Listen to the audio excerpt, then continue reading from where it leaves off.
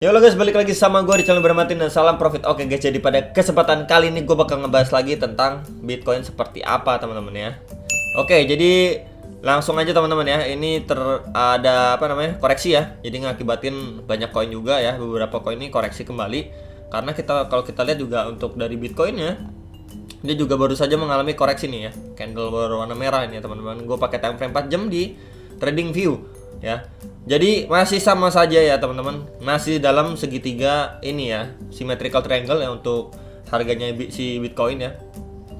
Kembali lagi seperti yang gue info, sepertinya kemarin gue udah info dia bakal bermain di area sekitar sini, di dalam segitiga ini, mengalami naik dan turun. Ingat teman-teman ya, jadi nggak semata-mata di dalam ini bakal diem atau gimana, nggak. Jadi dia ada naik turun harga ya teman-teman. Nah, ketika naik ya cukup mempengaruhi harga koin yang lain ya. Koin lain mulai bisa recover, tapi ketika harganya si Bitcoin ini mengalami penurunan dan juga berpengaruh juga ya, imbasnya ke koin-koin lain juga ya teman-teman ya. Jadi koin lain mengalami penurunan kembali.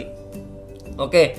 Jadi untuk EMA 10 dan EMA 30-nya itu tanggal 1 kemarin sudah golden cross ya teman-teman. Jadi itu sebuah pertanda yang cukup baik ya teman-teman ya. Persilangan dari bawah ke atas ya. Nah, golden cross itu kan berkatan nih ya, untuk tanggal 3 4 5-nya event besar Bitcoin di Miami ya teman-teman di tahun ini ya. Tanggal 3 4 5-nya ya. Udah mulai besok kan udah tanggal 3 4 5. Nah, di situ kita lihat ya teman-teman, ini kenapa bisa pas gini ya, golden cross-nya itu dekat dengan momen yang namanya event besar si Bitcoin ya. Apakah memang sudah benar-benar di setting sedemikian rupa ya, kita tidak pernah tahu teman-teman ya. Pasti itu kerjaannya bandar-bandar di luar sana ya, grup-grupnya para paus di luar sana ya teman-teman. Bisa bertepatan sekali gitu ya teman-teman ya. Momennya itu ya kita sama-sama berharap ya teman-teman, kalau misalkan dia terjadi kenaikan ya cukup lumayan naik. Nah, mungkin nanti udah di dekat tanggal 3 atau tanggal 4 sini ya. Semoga dia bisa nge-break ke atas ya teman-teman, bisa break out dari symmetrical triangle ini. Arahnya kemana ya? Pasti resist yang terkuatnya di sekitar 42.000 nih. Ya kalau dia bisa tembus ya masuk OTW ke area berapa? Area 51.000, 52.000 teman-teman ya.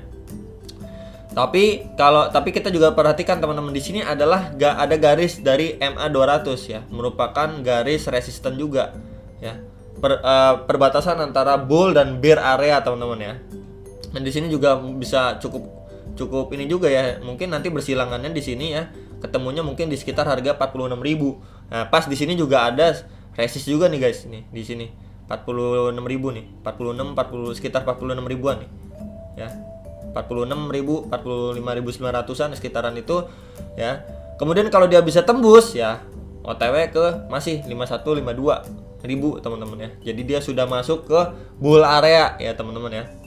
Itu skenario yang kita harapin. Tapi skenario terburuknya ya sama teman-teman, kalau dia misalkan breakdown ya, masuk ke, nah ini breakdownnya kan kemarin kita kalau rumus dari symmetrical triangle itu kan kita ambil dari bukannya sini ya.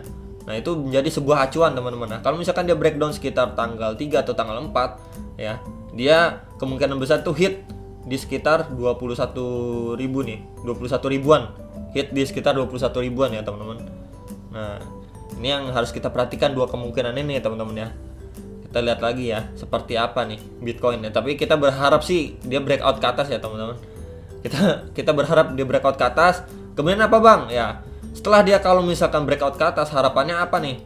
Ya dia mungkin bisa naik sedikit ya, tidak usah terlalu ekstrim ya, naik sedikit ya. Terus kemungkinan kita juga berharap untuk ini ya teman-teman ya. Nah ini ya teman-teman ya, kita juga berharap untuk Bitcoin dominance ya teman-teman ya. Nah dia itu udah hit di 42,51 teman-teman. Itu merupakan tanda yang bagus juga. Nah kita berharap untuk Bitcoin dominance ini ya bukan terus turun ya. Kalau terus turun kayak kemarin itu tidak gitu terasa untuk altcoinnya. Tapi kita berharap kalau misalkan dia itu sideway teman-teman ya. Nah mungkin dia akan terus lanjut. Kita berharap sideway di area sini nih, di area 40 sampai 44 ya. Area sini dia sideway ya teman-teman, nggak mengalami kenaikan yang signifikan atau turun yang tajam banget, enggak ya. Kita berharap dia sideway. Kemarin itu udah sempat hit ke sekitar 39 loh ya teman-teman, Bitcoin dominance-nya.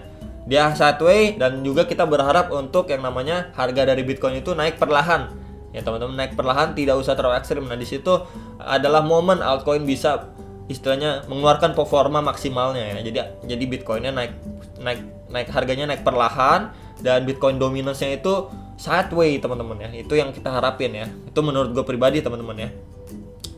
Jadi ini sekilas, dan kalau menurut gue masih percaya sama siklus tahunannya si Bitcoin melalui Bitcoin Rainbow Chart Price ya teman-teman ya. Jadi kita juga bisa tahu ya, sekali lagi gue bahas buat mengingatkan kalian aja.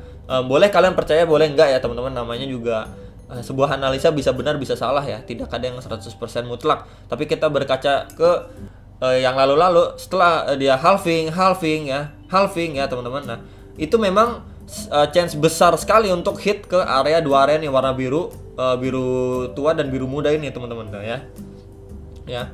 Jadi kita lihat juga untuk di 2013-nya, dia setelah mengalami naik nih, turun lagi, baru naik lagi sampai melewati warna merah pelangi nih ya. Nah, kita lihat juga di 2017 kan siklusnya 4 tahun sekali ya teman-teman. Kita lihat nih di sini di 2017 dia udah naik turun nih. Ya, ini turun, terus naik lagi, turun lagi. Baru naik lagi tajam, baru turun. Ya, baru masuk bearish year. Ini sama aja teman-teman.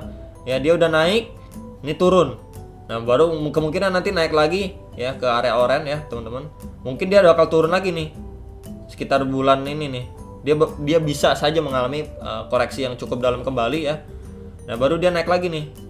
Nah, jadi sekitar bulan 10, 11, 12 itu udah wanti-wanti teman-teman ya, udah wanti-wanti, istilahnya udah masuk ke maksimum bubble territory nih teman-teman ya. Ini udah bersiap-siap nih, kalau misalkan kita lihat berkaca dari sebelumnya juga tuh, dari bulan 11, 12 ya. Ini juga nih 11, 12 ya teman-teman. Jadi udah tanda-tanda bisa kita ancang-ancang ya teman-teman di bulan 11, 12 ya, untuk kita bisa lebih mengamankan aset kita. Nah, nanti ketika dia masuk bearish year ya, apalagi sudah hit ke area warna biru ini, baru kita bisa borong koin kita ya teman-teman, baru kita bisa borong untuk kita long term sampai bull run selanjutnya. Sampai bull run selanjutnya itu tahun berapa? Tahun 2025. Kalau misalkan kita berkaca sama price action yang sebelumnya nih teman-teman ya. Jadi pas tahun 2025 itu adalah bull run selanjutnya. Ya, di situ bisa kita dapat harga atau cuan maksimal. Nah, di situ kita bisa take profit untuk dapetin profit maksimal ya. Kurang lebih seperti itu ya untuk long termnya ya teman-teman. Jadi kalau sekarang ini ya target bermain kita sampai akhir tahun ya. Itu menurut gua ya. Jadi kalian bisa percaya bisa enggak, karena juga berpatokan dari Bitcoin Rainbow Price Chart ini teman-teman ya. Kita berkaca dari sebelumnya, bisa salah bisa benar. Ingat sekali lagi teman-teman ya, itu ya. Tidak ada yang 100% pasti. Balik lagi, keputusan di tangan kalian, bisa percaya bisa enggak ya teman-teman. Tapi gua masih optimis dan percaya kalau tahun ini adalah tahun yang masih kita bisa bermain dengan profit maksimal di market Bitcoin atau kripto ini teman-teman ya. Untuk tahun 2022 ya 23 ya itu mungkin kita bisa lebih slow down lagi. Itu guys ya, pandangan dari gua, bagaimana menurut kalian.